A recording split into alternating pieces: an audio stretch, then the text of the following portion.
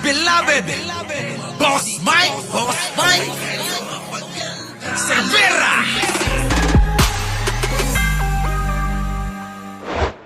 Dating Pangulong Rodrigo Duterte, maraming akusasyon na naglabasan. Una na riyan ay ang pag-traitor umano ng kasalukuyang administrasyon kay FPRRD. Talaga ba? What's the...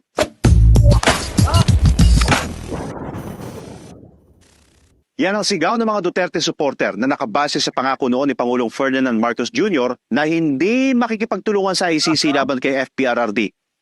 Anyari, sagot ni Pangulong Marcos, tinupad niya ang kanyang pangako at never siyang nagtaksil sa kasunduan. Yun naman pala eh.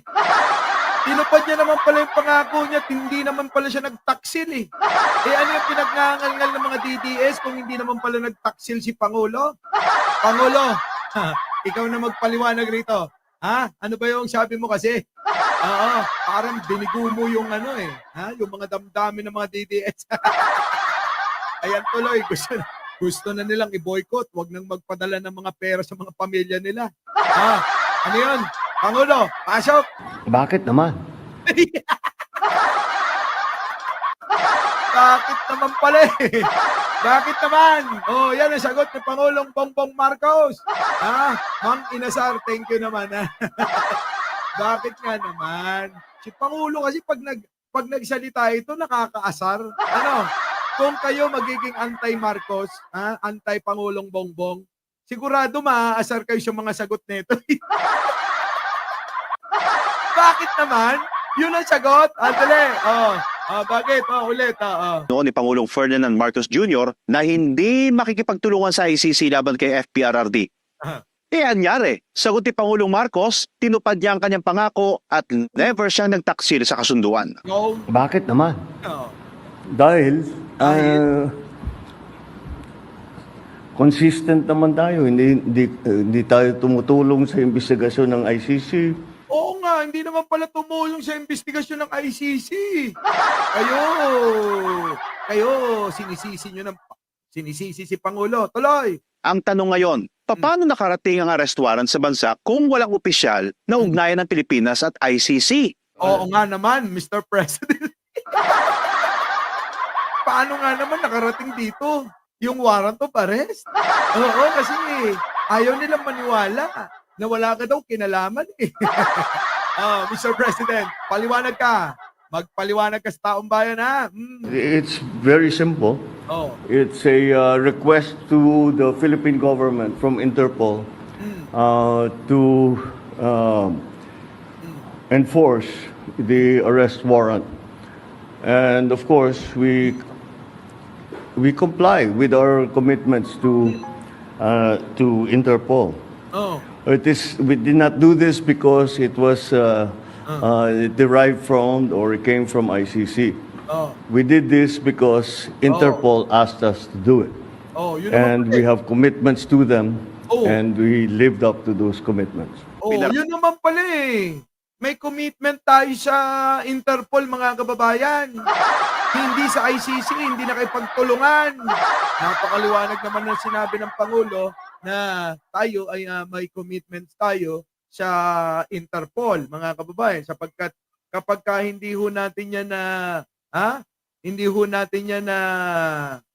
ginabayan o tinulungan, syempre mga kababayan, baka naman hindi na tayo makahingi ng tulong din sa kanila kapag may mga kailangan din tayong hiluhulihin na mga vlogger. Syempre, di ba? May mga kailangan tayong hulihing mga vlogger tulad nila Celes, tulad nila Maharlika, di ba? Paano na yan kung huhulihin yung mga nagkasala na sa batas dito sa Pilipinas? Hindi rin tayo tutulungan dahil hindi natin sila tinulungan. Pero maliwanag dito mga kababayan, hindi ho nakipagtulungan si Pangulong Bongbong Marcos sa ICC. Sabi nga ni Along Malapitan, sisihin nyo, sino? Si Trillanes. Dito ba? Yan po mga kababayan eh. Ano pa, kuya? To them, and we lived up to those commitments. Pinaraan ng ICC ang arrest warrant sa Interpol Manila na siya namang nakipag-ugnayan sa PNP para gawin ng misyon. Yun naman pala eh. Pinadaan ang ICC ang humingi ng tulong sa Interpol.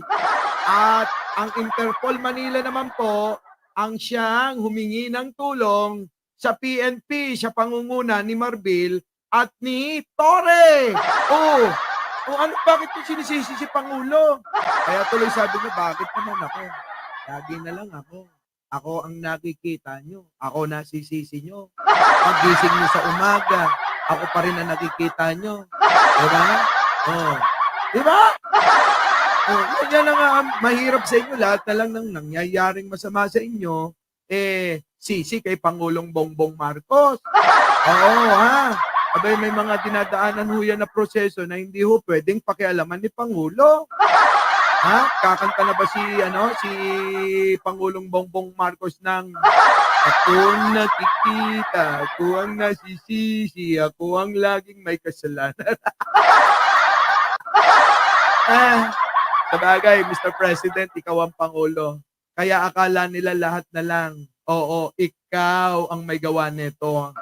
Pero mga kababayan, tandaan nyo, ang Pangulo ng bansa ay Pangulo ng bansa. Ha? Oh, mahirap kalabanin ang gobyerno. Hindi po ba? Hindi nyo respeto. Tapos ngayon may masamang mangyari sa inyo. Sisi kay Pangulo. Sumakit ang tiyan nyo, sisi kay Pangulo. Uy, very 90s hindi Uy, baka Catherine Galpo, 80s ang estudyante blues. Ano ba? Late ka na talaga. Oo. So, sino nakakaalam? Check nyo. Ako ang nakikita, ako ang nasisisi, ako ang laging may kasalanan. Pagising sa umaga, sermon ng almusal. Si Pangulo hindi Pagising sa umaga, bas ang makikita niya. Puro pambabas ang makikita niya, mga kababayan, galing sa mga troll. Diba? Kuya, tuloy. Pwedeng deadmine ng Pangulo ang ICC pero hindi niya pwedeng talikuran ng Interpol. Yun naman pala. Pwede niyang deadmine ng ICC pero hindi niya pwedeng deadmine ang Interpol. Di ba? Tuloy. Siyang may bitbit ng warrant of arrest ni Duterte. Sino may bitbit? Sino may bitbit? Interpol, hindi ho ICC. Nakipagtulungan ba si Pangulong Bongbong Marcos sa ICC? Hindi ho. Bakit naman, Boss Mike? Wala silang ebidensya. Paliwanag ni Mr. President. Pasok, Mr. President. Interpol asked for help. Interpol asked for help. Humingi ng tulong ang Interpol sa PNP. Tuloy. And we obliged because we... Siyempre, kailangan nating tumugon. At tumugon tayo sa kanilang hinihingi. Sapagkat tayo ay membro, sakop din tayo ng Interpol. We have commitments to the Interpol, which we have to fulfill. Kailangan natin punuan yung ating obligasyon sa Interpol. Maliwanag to, mga kababayan, napakaliwanag ng pinapaliwanag ng Pangulo. Kailangan natin punuan ang kahilingan ng Interpol sapagkat tayo ay mayroong commitment. Tuloy. If we don't do that, they will no longer help us. Correct. Kung hindi natin gagawing matulungan sila, hindi na rin ho tayo matutulungan sa mga bagay na hihingin natin sa mga susunod na panahon. Napakaliwanag po ng sinabi ng Pangulo. Next. With other cases involving Filipino fugitives abroad. Correct. Hindi na tayo makakahingi ng tulong para mapauwi si Tebes. Ngayon, mga kababayan, mukhang pinipirahan daw di umano si Tebes doon sa Istimor. Mauubos ang pera mo dyan, Tebes. Diba? Paano na lang si Maharlika? Paano na lang sila Celes? Paano pa yung mga vlogger na mabibigyan ng warrant? Hindi na natin mahuhuli tulad ni Roque. Diba, mga kababayan? So mahalaga po na tumugon tayo sa kahilingan ng Interpol, hindi ho ng ICC. Sapagkat nga ang Pangulo, abay hindi naman ho nagbabago sa kanyang paninindigan. Na ano, hindi tayo makikipagtulungan sa ICC, sa Interpol lang.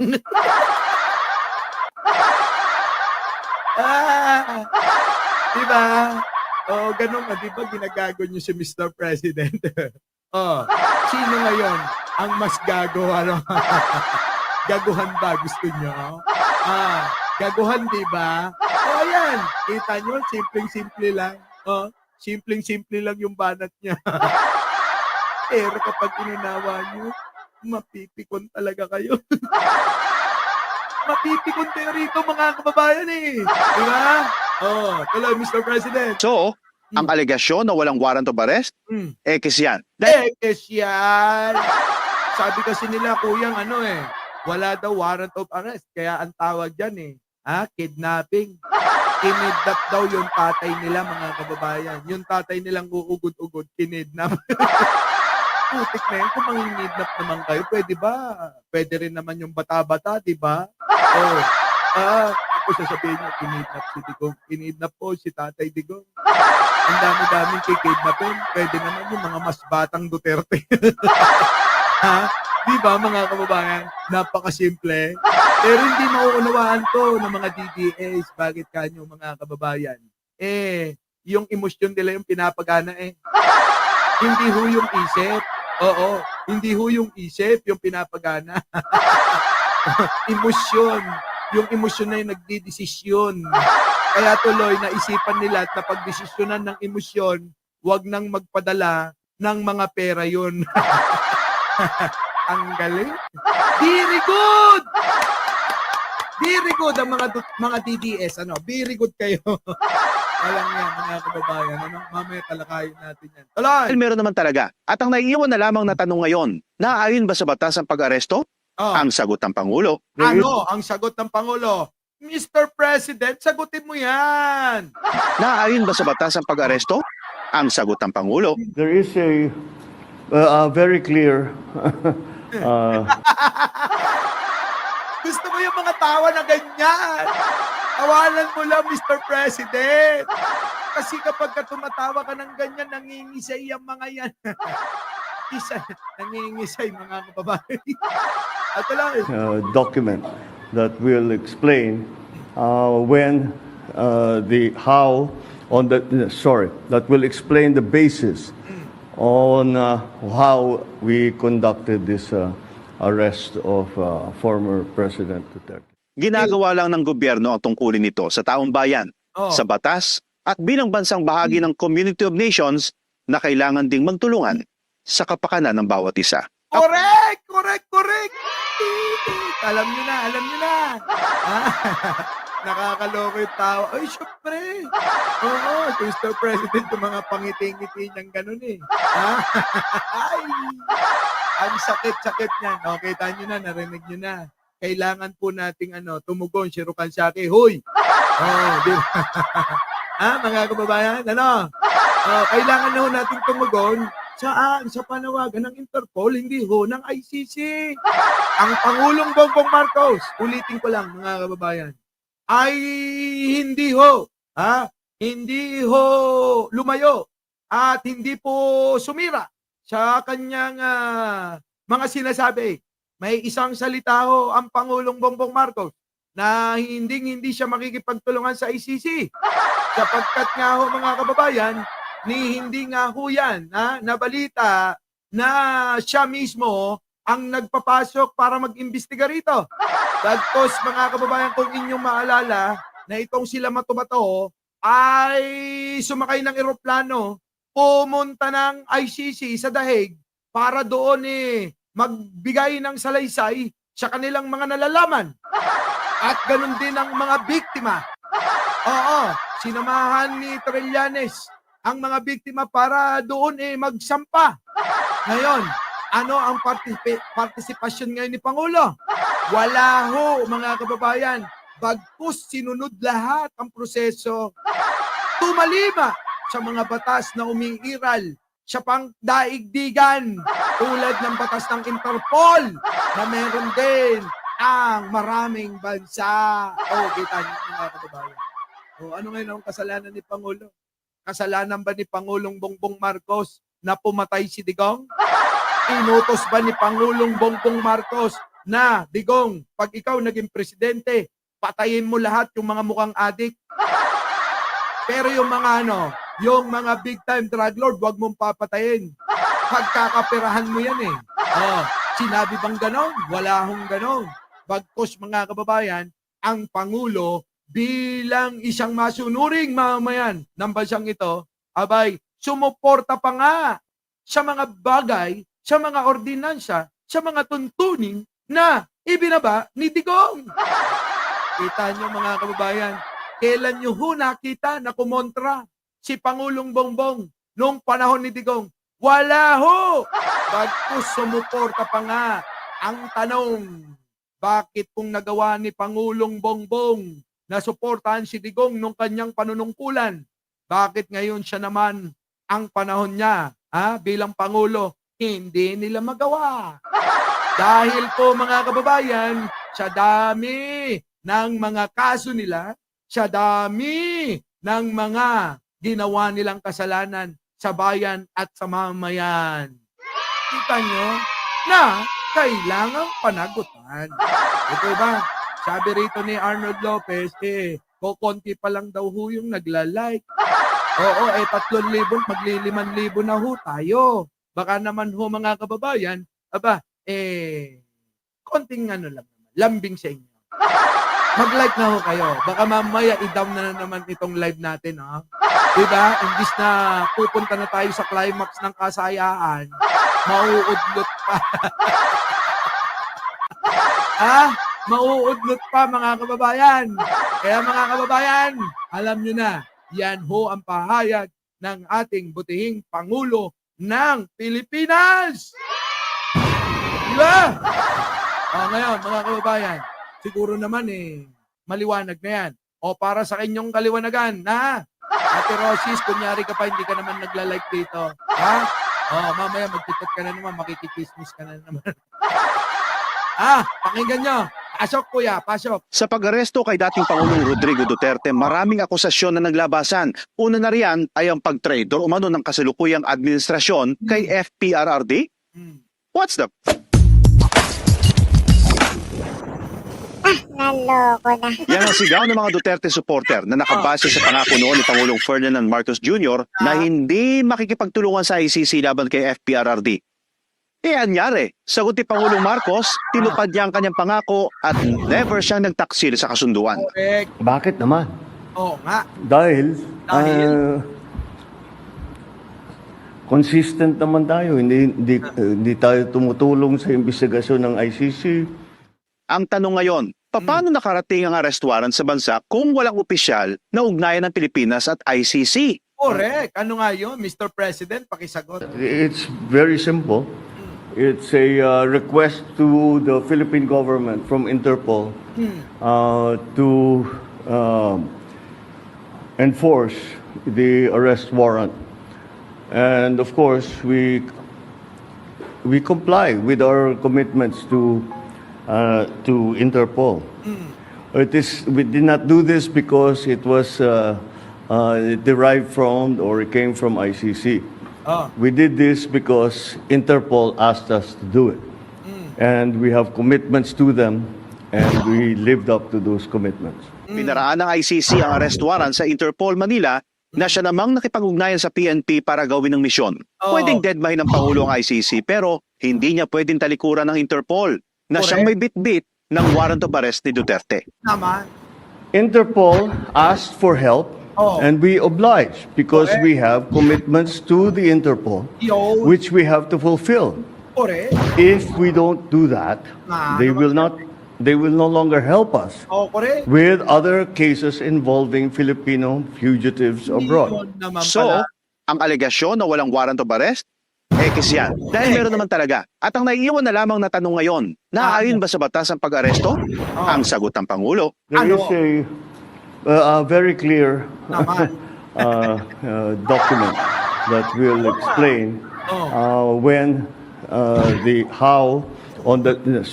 that will explain the basis on how we conducted this arrest of former President Duterte. Ginagawa lang ng gobyerno ang tungkulin nito sa taong bayan, sa batas, at bilang bansang bahagi ng Community of Nations na kailangan ding magtulungan sa kapakanan ng bawat isa. Ako si Benji Durango. Hanggang sa... Thank you, boss. Thank you, ha. Thank you sa paliwanag, ha. Kita nyo, mga kababayan, napakaliwanag ng paliwanag ng Pangulo na meron tayong commitment sa Interpol. Wala doon sa ICC dahil wala na nga daw tayo. Hindi na tayo sakop ng ICC. Kaya ang ginawa ng ICC, humingi ng tulong sa Interpol.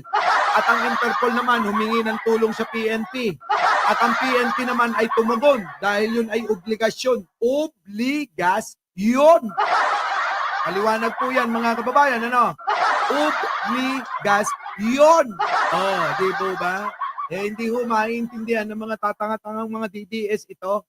Kapag kato ang kanilang mga mga kababayan, ang kanilang mga iniisip ay yung nararamdaman nila.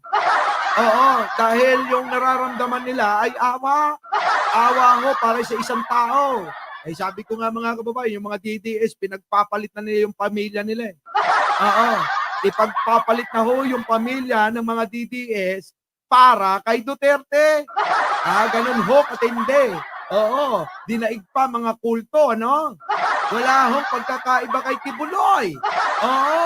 Baka nakakalimutan nyo itong si Kibuloy at si Digong.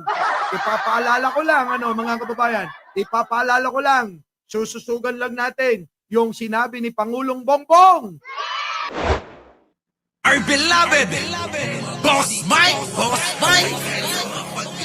Cervera.